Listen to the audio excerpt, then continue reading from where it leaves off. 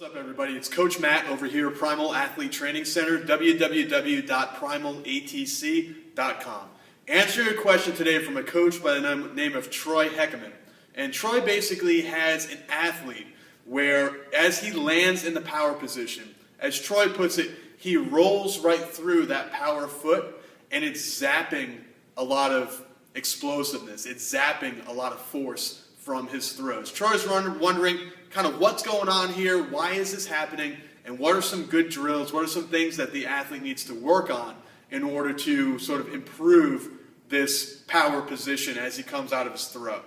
Well, basically what's going on here is that the power foot, in a right-handed person, it's your right foot, as the person's landing, as his athlete is landing, instead of landing in a good power position, it seems like this is just kind of lagging behind. This is not getting where it needs to be. There's something that is stopping this athlete from using this power foot and power leg and pushing all the way up and through the finish of that throw. Now, I'm not sure if this is discus, if this is a rotational shot putter, if this is a glide shot putter, but basically no matter what you do, rotation shot, glide shot, or discus, it's sort of the same cause of the same problem. There's actually a lot of different things that could be causing it.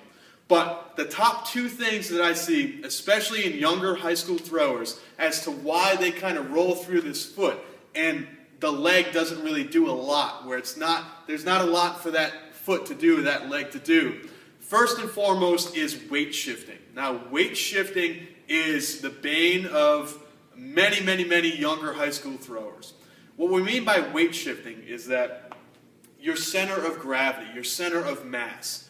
When you're in the power position, ideally, you would want your center of gravity, that center of mass, to be over this power leg. To show you, what I want to do is, I brought over a small roll of white athletic tape.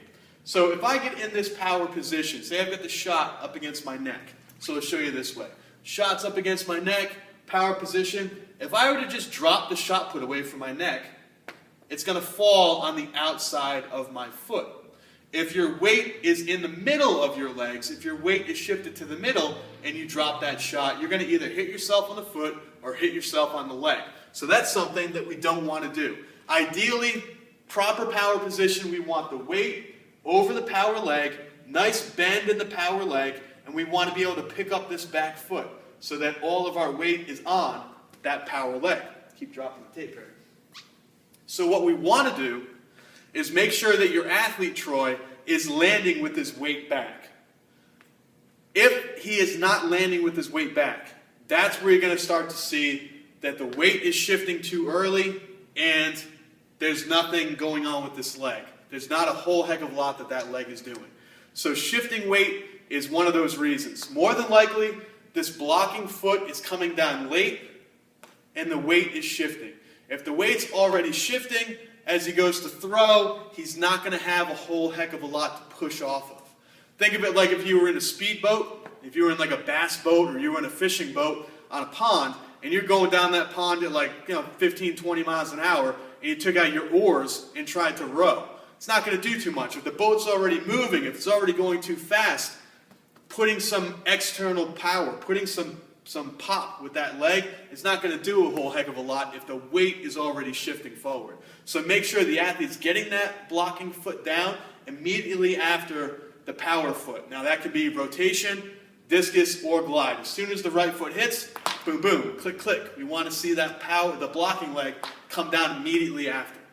Now the other reason why this might be happening, and we see this a lot with glide shot, but we really see it a lot with rotation and with discus, is that as the athlete is landing out of zero support, as they're coming down on a zero support and they're getting into that mirror turn, so everything's here and they're getting into that mirror turn position, a lot of times what we see is that before the left foot comes down, they start to throw their upper body.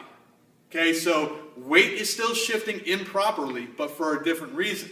If you start to peak with the head, if you start to open up that arm, if you start to throw that discus or throw that shot before the blocking foot goes down, all of your weight is going to shift.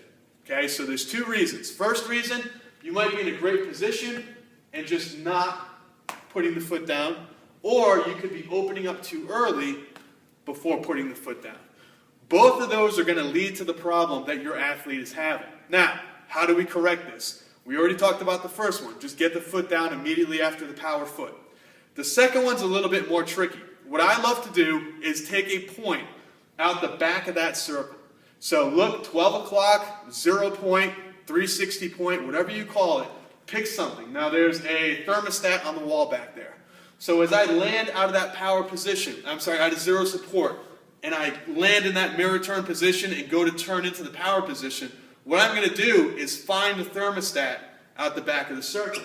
Boom. And what that will do is it will keep my shoulder, my arms, my head, and my weight back. Then as soon as my left foot hits the ground, as soon as that blocking foot hits the ground, I'm going to start to turn the lower body first.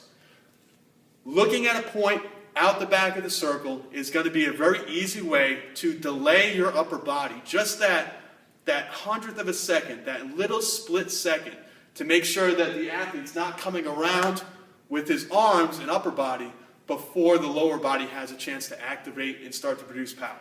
All right, so then again, Troy, two reasons. Both have to do with weight shifting. Either you're shifting weight because the blocking foot's not coming down in time, or you're shifting weight because you're thinking about throwing with the upper body before that blocking foot comes down in time. Moral of the story, blocking foot, that's your trigger. As soon as the blocking foot hits, that's when you start to throw. If you start to throw before the blocking foot hits, or if you shift your weight before the blocking foot hits, you're not going to have a lot of power and you're going to be losing a lot of force, or as you put it, rolling through that blocking foot and not getting a lot of force, not getting a lot of power into your throws. Guys, we are back. We took a little bit of a hiatus. My second son, was just born a few days ago. So I've kind of been off the grid a little bit, taking care of him and my wife at home. So we are back with these questions. Make sure, keep them coming in. If you guys have questions, if you guys have comments, anything like that, leave them down below this YouTube video, and we will get them answered for you as soon as possible. Talk to you soon.